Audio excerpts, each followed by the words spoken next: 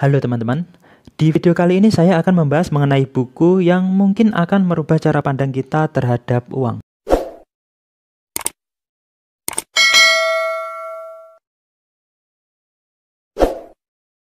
Buku yang akan kita bahas berjudul The Psychology of Money karya Morgan Housel. Morgan Housel sendiri merupakan partner The Collaborative Fund, mantan kolumnis di The Motley Fool, dan juga The Wall Street Journal.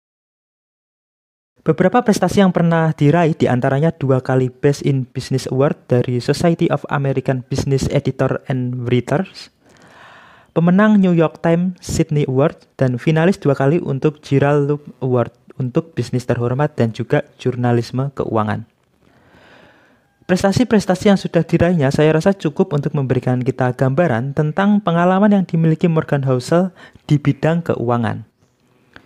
Sebelum kita bahas lebih jauh mengenai buku ini, mari kita bahas fisik buku The Psychology of Money yang diterbitkan oleh PT Bentara Aksara Cahaya terlebih dahulu. Buku ini berukuran panjang kurang lebih 23 cm dan lebar kurang lebih 16 cm dengan ketebalan 264 halaman.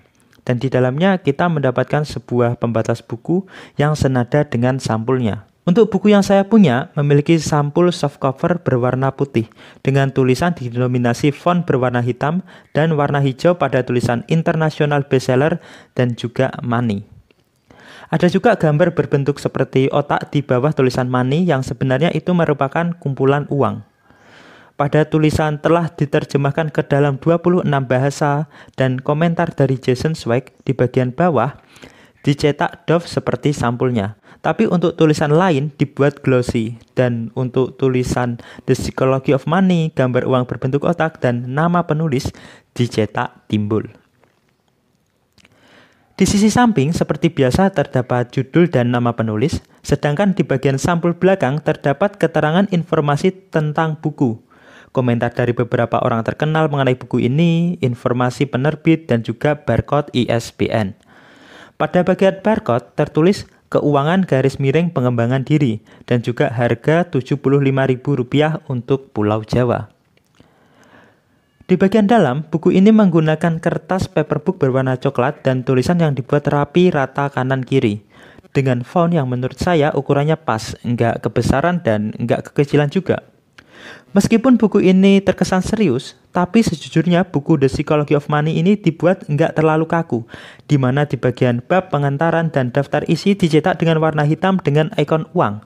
Di bagian bab lain, antara bab 1 sampai bab 20 juga dicetak dengan warna gelap dengan siluet uang yang membentuk kepala.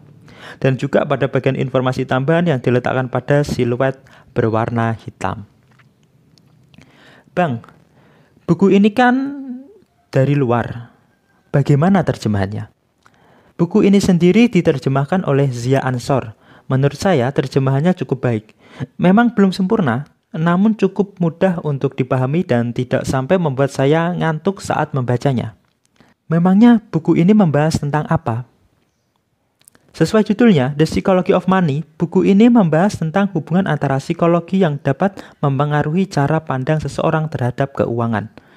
Karena memang, selain berdasarkan data, kebanyakan orang mengambil keputusan keuangan juga dipengaruhi oleh psikologi. Contohnya, teman saya yang banyak mendengar berita tentang kebangkrutan orang dari saham, tentu memiliki psikologi atau cara pandang yang berbeda mengenai saham, bila dibandingkan dengan teman saya yang banyak membaca kisah sukses para investor saham. Namun, tidak hanya mengajarkan tentang orang sukses itu harus pintar atau orang sukses itu harus giat bekerja. Morgan Housel dalam buku ini juga menjelaskan bahwa untuk menjadi sukses juga ada faktor lain. Seperti faktor keberuntungan, di mana Bill Gates selain cerdas, juga beruntung karena dapat bersekolah di satu-satunya SMA di dunia pada saat itu yang memiliki komputer. Selain keberuntungan, ada juga rasa cukup dan tidak tamak. Dapat mempertahankan kekayaan, rasa kerendahan hati, menjadi kaya bukan terlihat kaya, perbedaan strategi keuangan masing-masing orang, dan masih banyak lagi. Cerita-cerita mengenai perilaku seseorang terhadap uang inilah yang kemudian oleh Morgan Housel dijabarkan ke dalam 20 bab di buku ini. Jika ditanya, buku ini cocok untuk siapa? Saya rasa buku ini cocok untuk semua kalangan. Cocok untuk semua orang yang ingin lebih dalam mempelajari tentang perilaku-perilaku psikologi seseorang terhadap uang. Setidaknya dari buku ini kita dapat belajar tentang perilaku mana yang bisa diikuti dan mana yang harus dihindari. Dan harapannya agar ketika setelah membaca buku ini dapat lebih bijak dalam mengelola keuangan lebih baik lagi. Mungkin ada yang bilang uang tidak dibawa mati. Namun tak sedikit juga yang beranggapan bila nggak punya uang rasanya pengen mati. Baiklah, saya rasa cukup sekian video kali ini mengenai buku The Psychology of Money karya Morgan Housel. Apakah teman-teman sudah ada yang membaca buku ini? Jika sudah, bagian mana yang menurut teman-teman menarik? Jangan lupa tulis di kolom komentar ya.